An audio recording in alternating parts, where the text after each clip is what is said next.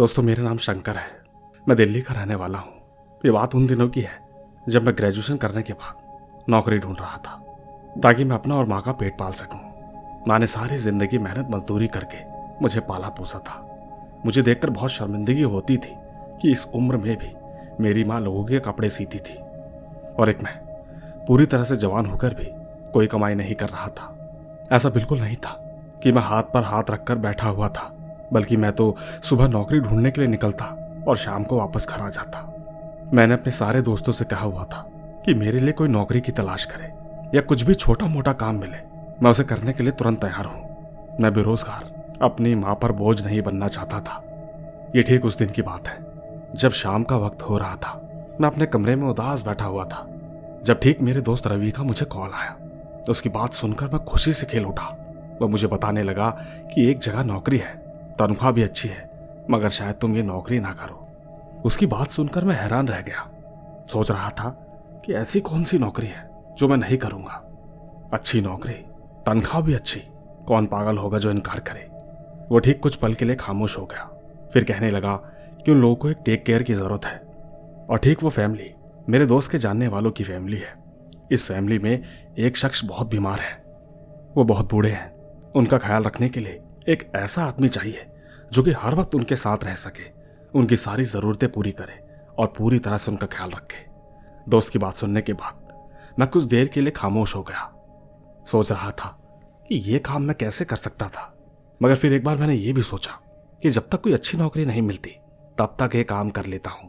वैसे भी वो लोग मुझे इतनी अच्छी तनख्वाह जो दे रहे थे, मैं इनकार कैसे करता। मैंने ठीक अपने दोस्त से कह दिया कि मैं बस अभी निकल रहा हूं, तू मुझे उनका पता बता दे, मैं ज्यादा देर नहीं लगाऊंगा। मैंने तुरंत अपनी माँ को इस नौकरी के बारे में बताया और ये बात छुपा ली कि मैं किसी के घर में जाके काम करूंगा, क्योंकि माँ सुनते ही इनकार कर देती। मैं चुपचाप अपने बैग में 2 जोड़ी कपड़े रख के उदास दिल के साथ शाम के वक्त घर से निकल आया। माँ ने मुझे मना भी किया था कि ये वक्त कहीं जाने के लिए मुनासिब नहीं है। आज अमावस की रात है, शाम भी होने वाली है, पता नहीं वो जगह कितनी दूर है। मैंने माँ को तसल्ली दी, झूठ बोल दिया कि मुझे मेरा दोस्त खुद वहां छोड़कर आएगा, आप किसी भी बात की चिंता ना करें। इसके बाद जब मैं घर से बाहर निकला तो गाड़ी ने मुझे स्टॉप पर उतार दिया। हर तरफ अंधेरे का आलम था, इस कदर गहरा अंधेरा कि हाथ को हाथ भी ना दिखाई दे। एक पल के लिए मेरा दिल घबरा गया। हर तरफ इतनी खामोशी थी कि वो खामोशी मेरे जिस्म के अंदर उतर रही थी। मैंने धीरे से अपना मोबाइल निकाला ताकि दोस्त को कॉल करके उससे रास्ते के बारे में पूछ सकूं। फोन करने से पहले मैं अपने दोस्त की बात याद करने लगा। उसने मुझे बताया था कि गांव के स्टॉप से उतरने के बाद मुझे उत्तर की तरफ जाना चाहिए। मैं ठीक उत्तर की ओर चलने लगा।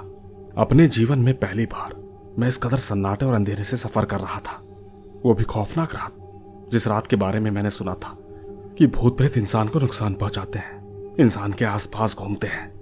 मैं चलते चलते मन से इन सारी बातों को निकालकर काली माता के मंत्र पढ़ने लगा।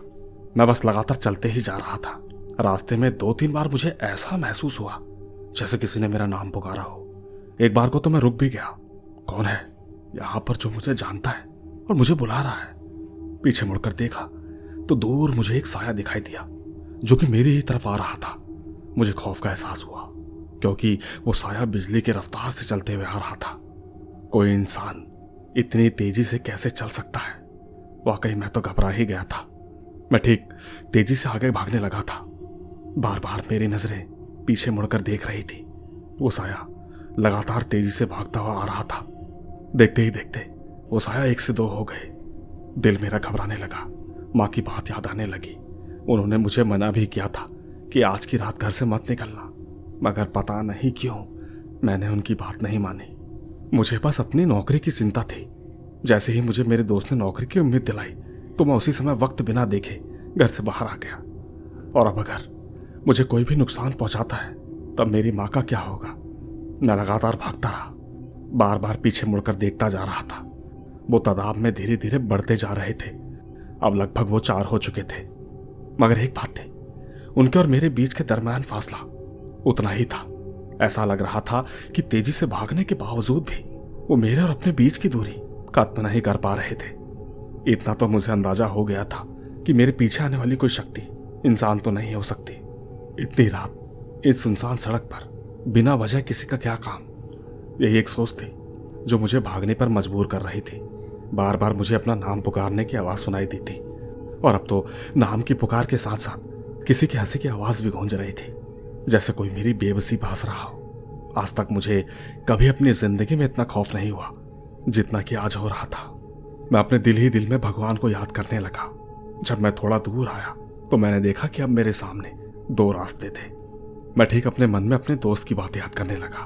उसने मुझे रास्ते के बारे में क्या समझाया था। बार बार मेरे मन में उसकी यही बात सुनाई दे रही थी कि तुम उत्तर की दिशा में चलना। मैं ठीक उत्तर की दिशा में भागने लगा। अब की बार जब मैंने पीछे देखा तो मुझे वो साए कहीं भी नजर नहीं आ रहे थे। दिल को थोड़ी शांति महसूस हुई। मैं ये सोचकर खुश हो गया कि इन आत्माओं से मेरी जान छूट गई, मैं उनसे बच गया हूं। भागते भागते मैं एक हवेली के पास आकर रुका। उस वीरान में बस एक ही हवेली थी, आसपास कोई घर नहीं था। मुझे मेरे दोस्त ने बताया था कि जिस घर में मुझे जाना है वो अलग जगह पर बना हुआ है, बाकी घर उससे कुछ दूरी पर है। मैंने दरवाजे पर हाथ रख दिया और जोर जोर से बैल बजाने लगा। उस बीच में बार बार पीछे मुड़कर भी देख रहा था, कहीं वो साए मेरे पास ना जाए। खैर दरवाजा खुला, सामने देखा तो देखता ही रह गया। मेरे सामने एक लड़की थी, बहुत सुंदर लड़की, जिसने सफेद रंग का कपड़ा पहन रखा था। उसके बाल लंबे थे, उसकी आंखें काली स्याही जैसी थी। जब उसने मेरी आंखों में देखा तो मुझे ऐसा महसूस हुआ जैसे वो मेरी सोच के अंदर चली गई हो। बहुत गहरी आंखें थी।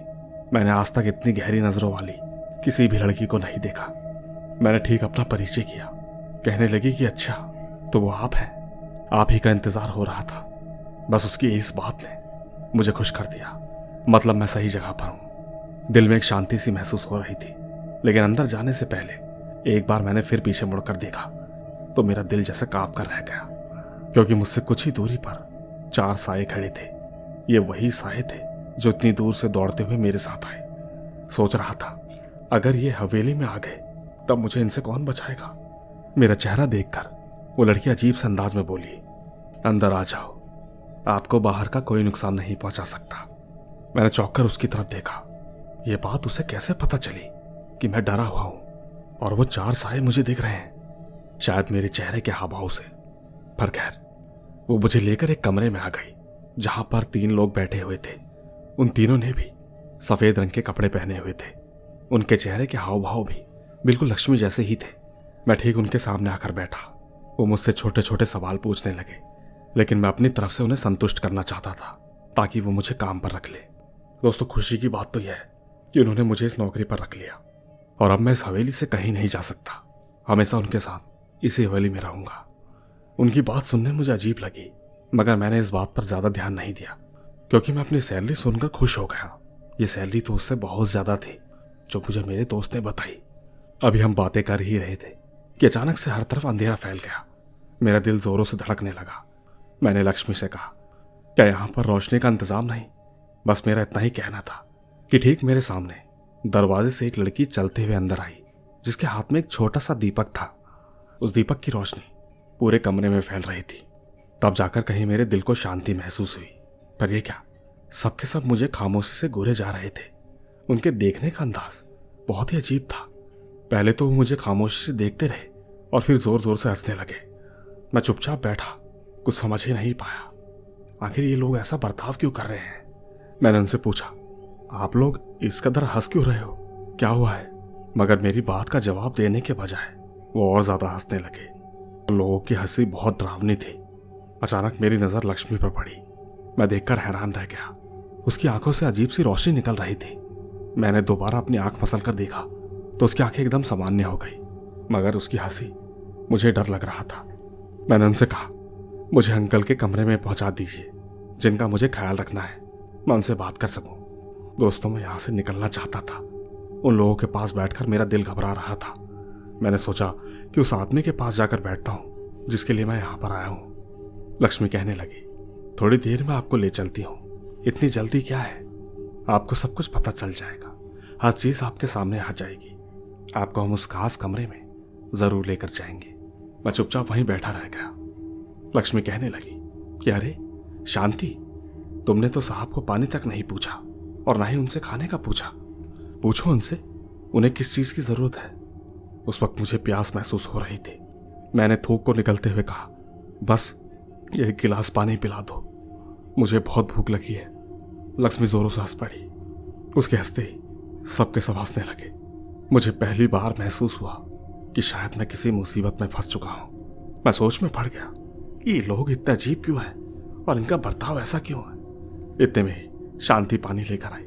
मैंने जल्दी से उसके हाथ से गिलास छीन लिया और जैसे ही पानी पीने के लिए गिलास को मुंह से लगाया तो मेरी नजर पानी पर पड़ी। मैं अचानक चीख गया क्योंकि गिलास में पानी की जगह किसी इंसान का खून था। मैं बुरी तरह चिल्लाने लगा। मैं वहां से भाग जाना चाहता था। मैं जैसे ही निकलने लगा तो लक्ष्मी मेरे सामने आकर खड़ी हो गई। कहने लगी, यारे इतनी जल्दी भी क्या है, अभी तो हमने खेल शुरू भी नहीं किया और तुम पहले ही यहाँ से बाहर जा रहे हो। मैंने लक्ष्मी से कहा, देखो मुझे ऐसे मजाक पसंद नहीं है। पानी की जगह तुम लोग मुझे खून दे रहे हो। मुझे घबराहट महसूस हो रही है। मैं यहाँ से बाहर जाना चाहता हूँ। मेरी इस बात पर लक्ष्मी फिर दोबारा जोरों से हंसने लगी, जैसे कोई मैंने चुटकुला सुनाया हो। कहने लगी कि क्या तुम्हें यह बात समझ में नहीं आ रही? अब तुम इस हवेली में कैद हो चुके हो, तुम नहीं जा सकते। दोस्तों, मैं बहुत घबरा गया था क्योंकि लक्ष्मी का चेहरा बदलने लगा था। मैंने पीछे मुड़कर देखा तो उसके माँ बाप के चेहरे भी बदल रहे थे। सच कहता हूँ, उनके चेहरे ऐसे थे कि मेरा सांस लेना भी मुश्किल हो गया था। मैं तुरंत वहां से भागने लगा, लेकिन लक्ष्मी ने मेरा हाथ पकड़ लिया। कहने लगी, बस कुछ देर और। तुम नहीं चाहते कि तुम भी हमारी तरह इसी हवेली में भटकते रहो। साथियों, मुझे ये सब देखकर चक्कर आ रहा था। दिल जैसे फटने को हो गया था। मैंने उनसे कहा, देखो तुम लोग मेरे साथ ऐसा नहीं कर सकते। मैंने तुम लोगों का कुछ नहीं बिगाड़ा। मुझे मत मारो, मुझे यहाँ से जाने दो। घर में मेरी माँ इंतजार कर रही है। दोस्तों, मैं उसके आगे हाथ जोड़ने लगा, रोने लगा, मिन्नतें करने लगा। बार बार माँ का चेहरा सामने आ रहा था। यही सोचकर मेरी जान निकली जा रही थी कि माँ का क्या होगा, वो अकेले कैसे रहेगी। दूसरी तरफ मुझे मेरे दोस्त पर गुस्सा आ रहा था, जिसने मुझे इस मुसीबत में फंसा दिया। उसने क्यों मुझे इस घर में भेजा? क्या उसने मेरे साथ कोई दुश्मनी निभाई थी? लक्ष्मी कहने लगी, जो इस हवेली में एक बार आता है वो यहाँ से वापस नहीं जाता। और आज तो अमावस्या की रात है। आज ही तो हम सब इस दुनिया में आए हैं ताकि अपना शिकार हासिल कर सकें। आज तुम भी हमारी तरह बन जाओगे, हमारे साथ हमारी दुनिया में जाओगे और फिर अगली अमावस्या की रात तुम भी हमारे साथ यहाँ पर आओगे किसी नए शिकार की तलाश में। अपनी मौत को अपनी आंखों के सामने देखना कोई आसान काम नहीं होता। तुम नहीं जानते, जब उस वक्त मैंने मौत को खुद के कुछ कदमों के फासलों पर देखा, उस वक्त मेरी क्या हालत हो गई थी। दोस्तों, लक्ष्मी की बातें सुनने के बाद मैं इतनी आसानी से खुद को उनके हवाले कैसे कर सकता था? मैं अपनी आखिरी सांस तक जिंदगी की जंग लड़ना चाहता था। मैं बस ये सोच रहा था कि यहां से बाहर कैसे निकलूं। वो तीनों के तीन मेरी तरफ आ रहे थे। मैंने पीछे मुड़कर देखा। पीछे की तरफ एक छोटा सा कमरा था। कुछ पल मैं ऐसे ही खड़ा रहा और फिर भागते हुए उस कमरे में घुस गया। कमरे के अंदर दाखिल होने से पहले मेरा हाथ लक्ष्मी के हाथ में आ गया था। वो गुस्से से चिल्लाने लगी, कहने लगी कि तुम कहीं नहीं जा सकते। तुम समझते हो कि हमारे हाथ से निकल जाओगे? ये तुम्हारी भूल है। आज तक कोई शिकार हमारे हाथ से निकल कर जा नहीं सका। तुम यहां पर खुद नहीं आए, तुम्हारी मौत तुम्हें आ लाई है। मैंने एक झटके से अपना हाथ छुड़ा लिया और दरवाजा बंद कर दिया।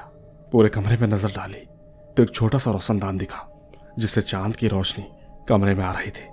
मैंने कमरे में पड़े हुए सोफा और बेड को घसीटकर दरवाजे के साथ लगा दिया। मैं ठीक एक जगह पर खड़ा थर थर कांप रहा था, क्योंकि वो तीनों दरवाजा पीट रहे थे। उनमें ताकत इतनी थी कि किसी भी वक्त दरवाजा तोड़कर अंदर आ सकते थे। आखिरकार मेरी नजर दोबारा रोशनदान पर पड़ी। मुझे किसी भी तरह उस रोशनदान तक पहुंचना था। यही एक रास्ता है जिससे मैं अपनी जान बचाकर यहां से भाग सकता हूं। सबसे बड़ी बात, रोशनदान में पतली पतली लोहे की सलाख थी जिसको मैं आसानी से हटा सकता था। मैंने तुरंत कमरे में पड़े हुए बेड की चादर को उठाया और तेजी से आपस में बांधने लगा। पीछे मुड़कर देखा तो दरवाजा बस टूटने ही वाला था। किसी भी पल वो लोग कमरे में आ सकते थे। मैंने जल्दी से उन चादरों को आपस में बांधकर लोहे की सलाख की एक तरफ फेंका और दूसरी तरफ से खींच लिया। मैं तेजी से उस कपड़ों की रस्सी से ऊपर चढ़ता रहा। किसी तरह मैं रोशनदान तक पहुंच गया था, लेकिन मेरा दिल जोर से धक से रह गया क्योंकि दरवाजा टूट चुका था। मैंने वापस रोशनदान की तरफ देखा। वो अभी भी मुझसे थोड़ी दूरी पर था। वो तीनों आत्माएं घूरते हुए कमरे में आ रही थी। एक पल को तो मेरा शरीर बिल्कुल बंद पड़ गया, जैसे शरीर में सारी हरकतें खत्म हो गई हो। लेकिन अगले ही पल मैंने सारी ताकतें जमा करके फिर से खुद को बचाने की कोशिश की। मैं पहले से भी ज्यादा तेजी से उस रस्सी के ऊपर चढ़ने लगा। जैसे ही मेरा हाथ रोशनदान तक पहुंचे कि तभी मेरा पांव किसी की गिरफ्त में आ गया। पीछे पलट कर देखा तो वो लक्ष्मी थी। उसने मेरे पैरों को जोरों से पकड़ लिया था और वो लगातार हंस रही थी। कहने लगी कि तुम क्या समझते थे, तुम यहां से भाग जाओगे? आज तक कोई नहीं जा पाया। अब मौत तुमसे ज्यादा दूर नहीं। हम तुम्हें इस गलती की बहुत बड़ी सजा देंगे। दोस्तों, उस वक्त मैं एक आखिरी कोशिश करना चाहता था, क्योंकि वो तीनों आत्माएं जो थी उनसे मुकाबला कर पाना मेरे बस में नहीं था। उसी वक्त मेरे मन में माँ की एक बात गूंज उठी, जब उसने मुझसे कहा था कि बेटा, जब भी किसी मुसीबत में हो और ऐसा लगे कि कोई तुम्हें नुकसान पहुंचाना चाहता है, तो तुम ऊंची आवाज में हनुमान मंत्र का जाप शुरू कर देना। देखना, वो जरूर तुम्हें बचाएंगे। दोस्तों, ये बात माँ ने मुझसे बचपन में एक बार कही थी। मैंने तुरंत ही मंत्र पढ़ना शुरू कर दिया। अगले ही पल वो तीनों आत्माएं मुझसे दूर हटकर खड़ी हो गई। कहने लगी, ये तुम क्या पढ़ रहे हो? बंद करो। तुम क्या समझते हो ये सब करने से तुम चले जाओगे? तुम्हारी बहुत बड़ी भूल है। मैं जैसे तैसे रोशनदान तक पहुंच गया। जब दूसरी तरफ मैंने बाहर झांक कर देखा तो जमीन अच्छे खासे फासले पर थी। मैं इतनी ऊंचाई से छलांग लगा था तो मुझे बहुत चोट आती, मगर क्या करता, मैं इस रिस्क को लेने के लिए तैयार था, क्योंकि एक तरफ मौत थी और दूसरी तरफ खाई। मुझे दोनों में से एक में गिरना था। मैंने एक पल भी बिना देरी किए जमीन पर छलांग लगा दी। मेरे अंदाजे के मुताबिक मेरे टांग में चोट आई, मगर मैं अपने दर्द की तकलीफ किए बिना भागने लगा उस रास्ते जिस रास्ते से मैं चलकर आया था। दोबारा मेरे जहन में वो चारों साए घूम रहे थे जिन्होंने मेरा पीछा किया था। अगर वो इस बार दोबारा आ जाए तो न जाने मेरा क्या होगा। एक बार मैं फिर से उसी रास्ते पे था। मैं उस वीरान घर में गया था। माँ की एक बात और मुझे याद आई, मारने वाले से बचाने वाला बड़ा होता है। हमेशा ऊपर वाले से डरते रहना। इंसान या किसी भी चीज से डरने की कोई जरूरत नहीं। अगर ऊपर वाला तुम्हारे साथ है तो तुम्हें कोई भी नुकसान नहीं पहुंचा सकता। मैं एक बार फिर से ऊंची आवाज में मंत्र पढ़ता हुआ लगातार भागने लगा। मेरी टांग में बहुत ज्यादा दर्द था। सच कहता हूं, मेरा भागना मुश्किल हो रहा था। मुझे कुछ भी खबर नहीं थी मेरा सामान कहाँ था। बस इतना ही पता था कि मुझे यहां से बहुत दूर जाना है। मैंने एक जगह पर जमीन पर पड़ी हुई लकड़ी उठाई और लकड़ी के सहारा आगे चलने लगा। अब मैं नहीं भाग सकता था, बस लंगड़ाते हुए चल रहा था। थोड़ी ही दूरी पर मुझे एक आदमी दिखा। मैं तुरंत उस आदमी के पास आया। मैंने उससे कहा कि मैं मुश्किल में फंस गया हूं, मेरी मदद करो। मैं बड़ी मुश्किल से अपनी जान बचा कर आया हूं। उस आदमी ने जैसे ही मेरी तरफ देखा तो मेरे मुंह से चीख निकल गई, क्योंकि उसकी आंखों की जगह डरावने गड्ढे थे जो उसके चेहरे को डरावना बना रहे थे। वो ठीक जोर जोर से हंसने लगा। कहने लगा कि तुम उन आत्माओं से तो बच गए, मगर अब तुम मुझसे बचकर नहीं जा सकते। तुम उनका शिकार नहीं थे, तुम मेरा शिकार हो। मैंने तुम्हें जब जाते हुए देखा था तब मैंने तुम्हारा पीछा किया, मगर तुम उस वक्त बच निकले। हो ना हो, तुम्हारी मौत तुम्हें यहाँ खींच कर लाई है। वो हंसते हुए मेरी तरफ आने लगा। मैं चिल्लाते हुए मंत्र पढ़ने लगा। वो अपनी जगह पर रुक गया और गुस्से से घूरने लगा। मेरी आंखों के सामने अंधेरा छा रहा था। मुझे बहुत कमजोरी महसूस हो रही थी। दर्द इतना था कि अब मैं एक कदम भी नहीं उठा सकता था, मगर अपनी जिंदगी की जंग लड़ते हुए मुझे वहां से जाना बहुत जरूरी था। सच कहता हूं, मैंने रास्ते में बहुत से साए देखे जो मेरे मंत्र के कारण मुझसे दूर खड़े थे। मैं चीखने चिल्लाने की आवाजें साफ साफ सुन पा रहा था, लेकिन मैं इन सबको नजरअंदाज करते हुए अपने रास्ते की ओर चलता रहा। दर्द के कारण आंखों से आंसू निकल रहे थे, मगर ना जाने वो कौन सी हिम्मत थी जो मुझे आगे चलने पर मजबूर कर रही थी। मैं ठीक वहां पर आ चुका था जहां से मैंने यह डरावना सफर शुरू किया। थोड़ी ही दूरी पर मुझे एक रिक्शा नजर आया। उस रिक्शे में कुछ लोग थे जिनकी बात करने की आवाजें सुनाई दे रही थी। मेरे दिल में डर था कहीं फिर से मेरे साथ धोखा ना हो। जैसे ही मैं उसके पास पहुंचा, रिक्शे वाला कहने लगा कि भैया आप कौन हो? इतनी आधी रात को इस जगह क्या कर रहे हो? मैंने उससे पूछा, आप देखो भाई, सुनो, तुम इस वक्त कहाँ जा रहे हो? मुझे बताओ, क्या तुम सच में इंसान हो? कोई भूत प्रेत तो नहीं? मेरी इस बात पर वो जोरों से हंसने लगा। कहने लगा, भैया तुम्हें कहाँ जाना है? आओ बैठो, मैं तुम्हें वहीं छोड़ देता हूँ। लगता है तुम बहुत परेशान हो। जंगल का रास्ता है और जिस जगह से तुम आए हो ये तो तुम्हारे साथ होना ही था। रात में इतनी बहादुरी दिखाओगे तो यही सब होगा। पर खैर, उसने सहारा देकर मुझे बैठाया और मैंने उसे अपना पता बताया। चलते वक्त मुझसे कहने लगा, तुम बहुत थके हुए लग रहे हो। तुम्हारी टांग को क्या हुआ? इतनी चोट कैसे आई? उसकी इस बात पर मैं चुप हो गया। उसे मैं क्या बताता, मुझ पर क्या बीती है। अगर सच भी बता देता तो वो मेरी बात पर विश्वास नहीं करता। रिक्शे वाले ने मुझे घर के पास उतारा। कहने लगा, जब अमावस्या की रात हो तो घर से बाहर नहीं निकलना चाहिए। सबसे बड़ी बात, अगर माँ मना कर दे तो माँ की बात जरूर माननी चाहिए, क्योंकि माँ बाप का ज्ञान कभी गलत नहीं होता। दोस्तों, उसकी बात पर मैं हैरान रह गया। ये बात तो मैंने उसे बताई ही नहीं थी। ये सब वो कैसे जानता था? मैं 2 कदम ही चला था। पीछे मुड़कर देखा तो हैरान रह गया, क्योंकि पीछे कोई भी नहीं था, न रिक्शा न रिक्शे वाला। मैं जोरों से दरवाजा पीटने लगा। माँ दरवाजा खोलो, जल्दी से दरवाजा खोलो। मेरी चिल्लाने की आवाज सुनकर माँ के साथ मोहल्ले के लोग भी जाग गए। जैसे ही घर के अंदर गया तो मोहल्ले के लोग भी घर पर आ गए। कहने लगे कि शंकर, क्या हुआ? इतनी आधी रात को कहां से आ रहे हो और ये हालत कैसे हुई? मैं कुर्सी पर बैठकर रोने लगा। डर से बहुत बुरा हाल था। माँ को सामने देखा तो सारे जख्म फिर से हरे हो गए। इसके बाद मैं कुछ कहता कि उससे पहले मैं बेहोश हो गया। जब होश आया तो अस्पताल में था। मेरे आसपास मेरे दोस्त और बहुत सारे लोग थे। माँ उस वक्त मेरे पास ही बैठी हुई थी। वो मेरी हालत के कारण बहुत परेशान लग रही थी। मेरे होश में आते ही उन्होंने भगवान का शुक्र अदा किया। इसके बाद वो मुझसे कहने लगे, बेटा तुम कहाँ थे? तुम्हारे साथ ये सब कैसे हुआ और क्यों? मैंने रोते हुए माँ को सारी बातें बताई। सब लोग मेरी बात सुनकर हैरान हो गए। किसी को भी विश्वास नहीं हो रहा था। सबका एक ही जवाब था, ऐसा कैसे हो सकता है? मगर मेरी हालत और मेरी आंखों में जो आंसू थे वो ये बताने के लिए काफी थे कि मैं सच बोल रहा हूं। मैं ठीक कुछ दिन अस्पताल में रहा, मगर ऐसी हालत में बार बार मुझे वो साए हर तरफ नजर आने लगते। माँ मेरी हालत देखकर रोती, कहती, बेटा तुम शांत हो जाओ, मैं तुम्हारे पास हूं, तुम्हारे साथ कुछ भी गलत नहीं होने दूंगी। मैं लगातार अपने दोस्त को कोस रहा था। आखिरकार उसने मुझे उस अजनबी जगह पर क्यों भेजा? माँ को भी बहुत गुस्सा था। फिर एक दिन जब मैं चलने के लायक हुआ तब मेरा दोस्त घर पर आया। माँ ने उस दिन उसे बहुत डांटा, उसे बहुत सारी बातें सुनाई। तभी मेरा दोस्त कहने लगा कि मैंने तो कई बार कॉल किया लेकिन तुमने उठाया ही नहीं।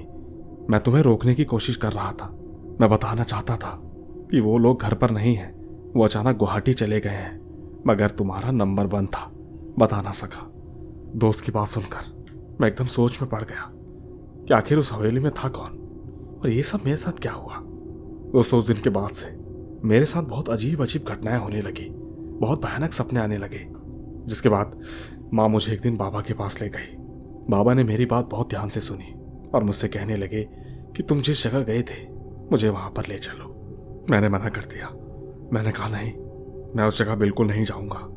बाबा ने मुझे आश्वासन दिया कि बेटा मैं तुम्हारे साथ हूं, मेरे रहते तुम्हें कोई नुकसान नहीं पहुंचा सकता, तुम बस एक बार मुझे वहां ले चलो। मैं देखना चाहता हूं कि आखिर उस जगह पर ऐसा क्या है। मैं बाबा और माँ को लेकर ठीक उसी जगह पर गया जहां मेरे साथ ये हादसा हुआ था। बाबा ने कुछ देर वहां बैठकर मंत्र पढ़े और फिर कहने लगे कि अच्छा, वो अमावस्या की रात थी। उस दिन यहाँ पर बहुत सी आत्माएं मौजूद थी जिन्होंने तुम्हें तंग किया, डराया, लेकिन चिंता मत करो, मैं रोज यहाँ आकर पाठ करूंगा ताकि वो सब यहाँ से चली जाए और तुम्हारी तरह अगर कोई रास्ता भटक गया तो उसे कोई नुकसान ना पहुंच सके। बाबा ने मुझे गंगा जल का पवित्र पानी दिया, जिसे पीने के बाद मेरी आत्मा जैसे शांत हो गई। सच कहता हूं, उस दिन के बाद से मुझे सपने आना बंद हो गए। और तो और सबसे ज्यादा खुशी की बात, मुझे एक अच्छी सैलरी की नौकरी भी मिल गई। मेरे पैर का जख्म एकदम ठीक हो गया, अब मैं दौड़ भी सकता था। दोस्तों, नौकरी करते हुए मुझे 1 साल हो चुका है। मेरी शादी भी हो चुकी है। धीरे धीरे मैं अपनी जिंदगी में व्यस्त होता जा रहा हूँ। नौकरी के साथ साथ मैंने एक छोटा सा साइड बिजनेस भी शुरू किया है। एक बात थी, मेरी वो इच्छा जो हमेशा से मेरे दिल में थी कि अपनी माँ के लिए कुछ करूं, उनकी सारी इच्छाएं पूरी करना चाहता था। शायद भगवान ने अब मुझे इस लायक बना ही दिया है कि मैं उनकी इच्छा पूरी कर सकूं। दोस्तों, कहने को जीवन सरल है, मगर वो डर आज भी मौजूद है। और ठीक जब मुझे कोई पुकारता है तो एक बार को तो मेरा पूरा शरीर कांप जाता है। पर खैर, वक्त गुजर गया, जख्म भर गए, जिंदगी एकदम सामान्य हो गई।